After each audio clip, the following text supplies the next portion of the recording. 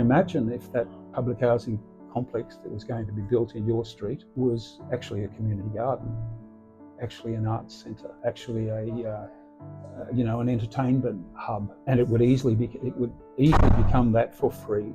It's all about empowerment and subsidiarity and quality. There are many reasons why public housing has a negative aura. One is because people in public housing are bludgers, they're failures, and they're a burden on the taxpayer. No one respects that. They want them to be productive, pay their taxes like I have to, sort of thing. That's the big key one.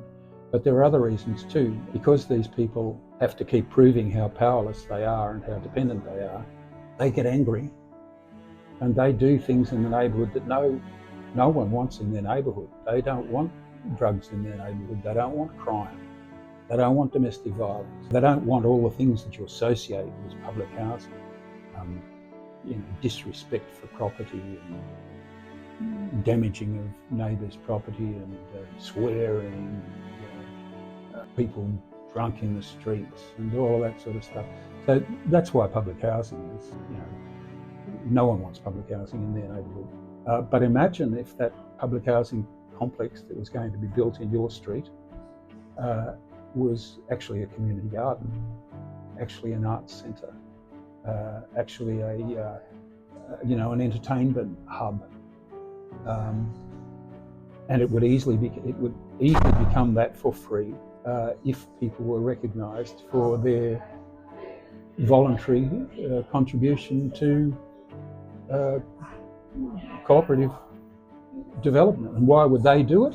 Because it would improve their life.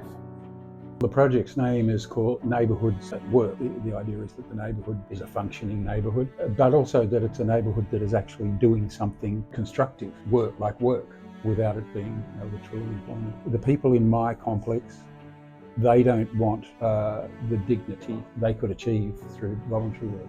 They don't want that. But their reason for not wanting it is very logical. They only get security by being disempowered. If they're an empowered person and Centrelink gets a whiff of their empowerment, Centrelink gets suspicious of them and says, well, you're perfectly capable of getting a job and we're going to lean on you more to get one. And if you don't get a job, we'll chop you off. So their profession of the people in my complex is to become highly professional at being dependent, very sensibly, very logically, to hang on to the little, or to the important security that they've got. So it's better to be poor and secure than richer and insecure. Now, if the underlying message changed a little bit and said, you can either get a job and we'll equip you to do that through our programs, or if you're prepared to do 15 hours of voluntary work a week, that's a satisfactory way to meet your mutual obligation to society. And we'll continue to pay you your basic income. I think there's a lot of people who would like to have Centrelink off their back, even though they're expert at lying about how serious they are about getting a job. It's a strain and it's depressing for them. It devalues them. They have to present themselves to everyone else as hopeless. They have to demean themselves, and so they get angry and they do graffiti, or they get depressed and they do drugs. I'm not saying all of these issues are the same cause, but they're certainly disempowered, and they have to prove themselves to be disempowered over and over and over and over again. If that regulation of Centrelink changed, they could be empowered, and they could have self-respect because they'd achieved a community garden, or in collaboration, in cooperation, not in competition, but collaboratively they'd achieved something. And they'd go on from that to other things. Perhaps they'd bring in some education. They'll run a million miles from education, but if they wanted to know something like how to change the oil in their car, or how to make a nice cake or something, they bring in that education, and they can do that through TAFE outreach.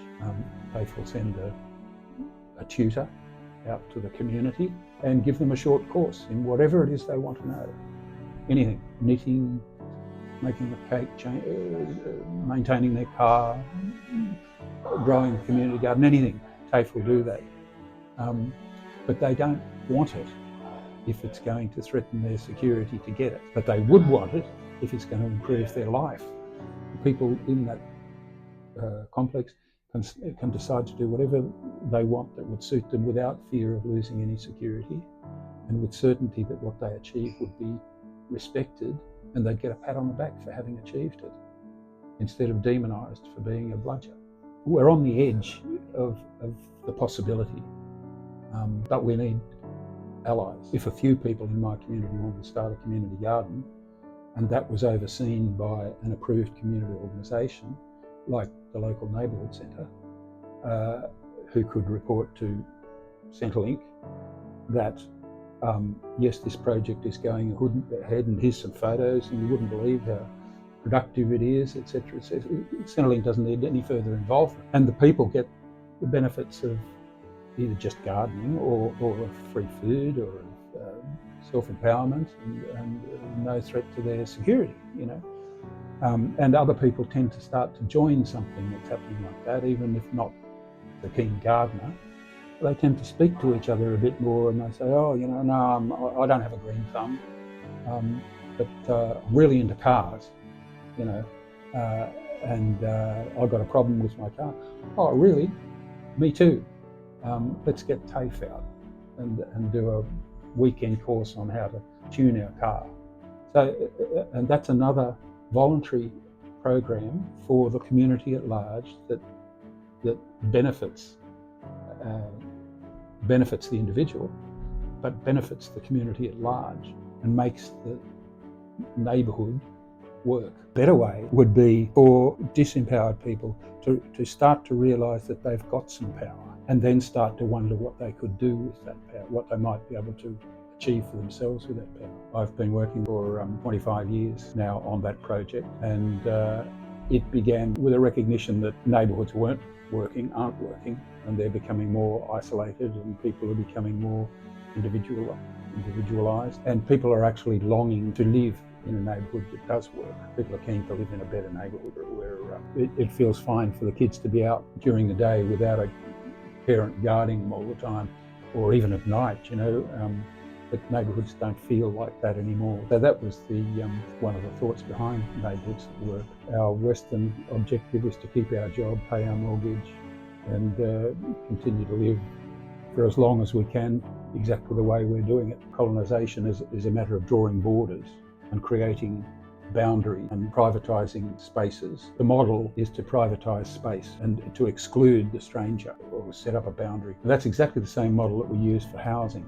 And it's getting harder and harder for people to buy houses, to secure a roof. I've been homeless. I've lived in a tent, I've lived in a caravan, I've lived on a veranda, I've lived in a basement. I'm secure now because I got myself on the public housing waiting list many years ago, 25 years ago, and now I live in what used to be public housing but is now called community housing. Yeah, so I'm secure. That's probably given me a level of security that even owners don't have. I'm in a very luxurious position to be able to sort of think about these things without the pressure of self-preservation. Cooperation could be a model rather than competition could be a model. First, you have to have non-competitive housing, as I've got. If you can have a model that's based on non-competitive housing, on cooperative housing, then you can be of value to the broader community by doing cooperative and non-competitive things like having art festivals and community gardens and the things that people like to dream of as what they'd like their neighbourhood to be like. You know, they'd like their neighbourhood to be artistic and musical and more neighbourly and more interesting places. They don't particularly like the idea of gated communities and security on their high-rise and that sort of stuff. They want something that's much more livable, pleasant surroundings and safer surroundings. Such a housing opportunity coincides with the idea of a human right to shelter. It's as much of a right as the right to breathe air. If you do it through a cooperative model, your responsibility is to live sustainably.